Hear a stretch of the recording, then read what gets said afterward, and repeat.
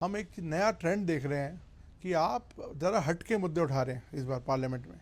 कभी आप gig workers की बात कर रहे हैं, एआई की बात कर रहे हैं। तो क्या ये कोई नया आपने स्ट्रैटेजी अपनाई है पॉलिटिकल, या क्या रीज़न है?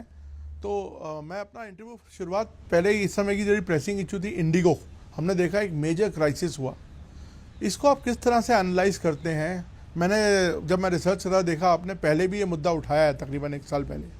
तो राघव थोड़ा बताओ कि एक तो बताइए कि क्या ये प्रॉब्लम को आप कैसे एनालाइज करते हैं और क्या इसका सॉल्यूशन हो सकता है? देखिए, मेरी पहले तो कोशिश ये रही है कि जो लोगों से जुड़े मुद्दे हैं वही उठाऊं, और अक्सर मैंने वो मुद्दे उठाने की कोशिश करी है जो मैंने लाइफ में खुद फेस किए हैं, आइदर डायरेक्टली और इनडायरेक्टली उनको महसूस किया है। वो परेशानियाँ जो देश का आम आदमी भी महसूस करता है, वो हाउस में रखने की कोशिश करी कि सरकार तक मेरी बात पहुँचे।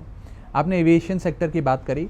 मैंने करीब 1 साल पहले एविएशन सेक्टर के बारे में विस्तार से सदन में अपनी बात रखते हुए कई चीज़ें उठाई थी। एयरपोर्ट पे मिल रहा महंगा खाना, फ़्लाइट रेट्स को लेकर कि कितनी महंगी फ़्लाइटें होती जा रही हैं।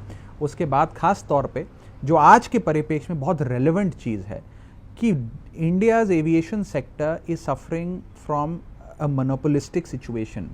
हम एक डुओपली बन गए हैं।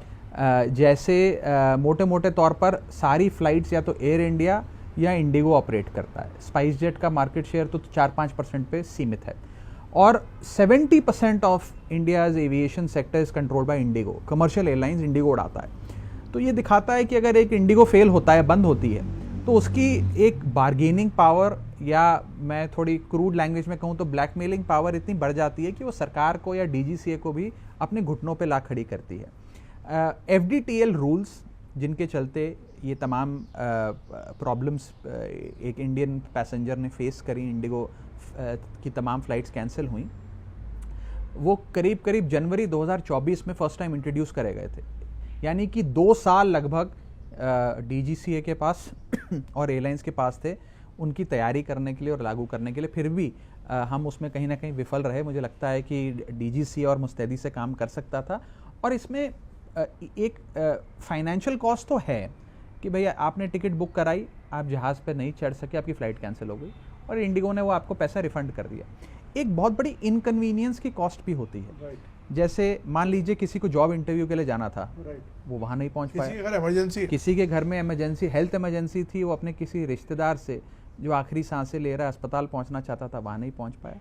या फिर कोई आदमी कोई बिजनेस डील के लिए जाना चाह रहा था, वो कैंसिल हो गई। तो एक इनविजिबल कॉस्ट आप कहें, एक अपॉर्चुनिटी कॉस्ट, वो कहीं ना कहीं बहुत बड़ी है, जिसका खामियाजा। फ्री मार्केट का आपको लगता नहीं ये कॉन्सिक्वेंस है? 70% अगर एक एयरलाइंस ले रही है तो उसमें सरकार या कोई कैसे इंटरवीन कर सकता है? वो तो बिजनेस है।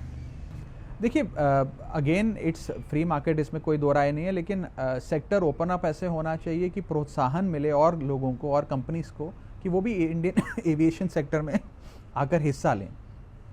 आज भारत की इकोनॉमी के तमाम सेक्टर्स बूम कर रहे हैं, ब्लॉसम कर रहे हैं। आप हेल्थ केयर ले लीजिए, फार्मास्यूटिकल ले लीजिए, डिफेंस ले लीजिए, FNB ले लीजिए, कोई भी सेक्टर आप देखें, तो एविएशन सेक्टर के अंदर क्यों नहीं कंपटीशन आ रहा है?